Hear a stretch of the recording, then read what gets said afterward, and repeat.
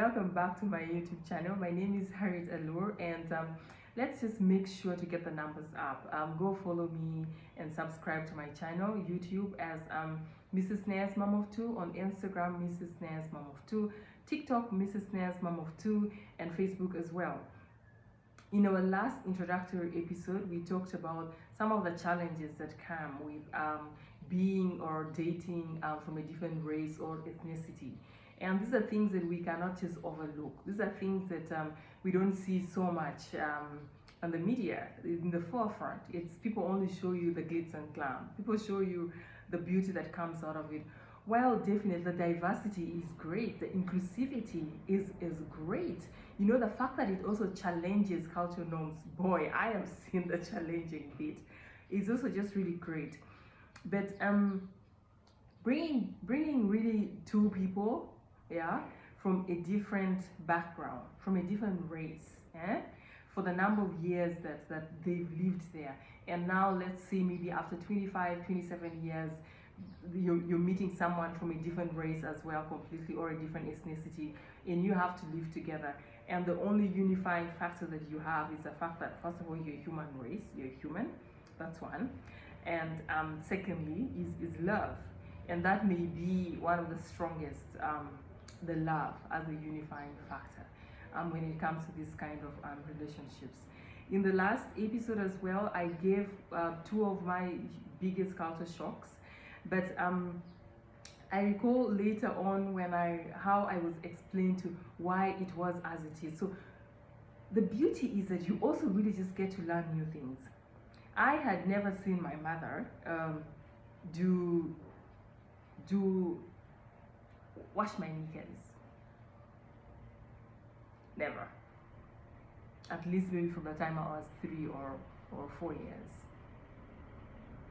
And every time I washed my underwear or my innerwear, I didn't even hang it out for people to see. It was considered that item that, you know, that no one else is supposed to see, that it's supposed to be hidden somewhere. And then, so for me, being introduced into a different culture completely, and then seeing that my mother-in-law is still doing a few chores for my husband and all that was really very surprising. But then you get to learn, right, that they have had what we call washing machines for the longest time ever, for centuries, for decades even perhaps. And to date, most Africans still do laundry with their hands. So in these washing machines, everything really just goes in.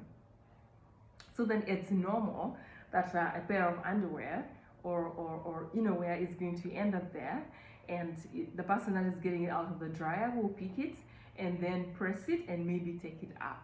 So that's the explanation. And also for the years that I've lived with them, I was like, you know, now that makes sense. But woo, I thought that was just some sort of juju. But anyway, moving forward, the other biggest culture difference that you're going to face really is just going to come from things like the values, the ways in which these people do their things from day to day. They're timekeepers, probably maybe you're not. And then when you learn to live with them, you know that I'm always supposed to be on time, at least 30 minutes or 3 hours before my flight time. All these things, yeah. But I recall years back when I was getting married, that was the biggest difference that we experienced. And according to my values, yeah, the values that I have known, our values and norms was when a girl is of a certain age, finished education, is working, maybe is about to move into a man's house, we have to first get married. A few traditional and cultural things needed to be performed. And in my husband's culture, according to his values and norms, he doesn't understand what bride price is. He's not going to buy a bride. He's not going to buy a partner that he loves, that he considers a friend. Why is he buying a friend? If I recall, he said, why am I buying you? And we've had some of this, we had this arguments also, and before we got into the traditional marriage. But weeks, even just right before, I almost lost my mind, you know. They're asking this man to bring 15 cows, to bring 13 goats, to pay money. And culturally, and according to my cultural values, this is normal, this is the norm, this is what we do. But this is not what they do. So these differences may seem small as you're dating, but to save you those premium tears, the nights of headache, the disappointments on the day of the traditional marriage, you have to talk about these things. And what I've learned having been with somebody from a different race all these years is communication is key.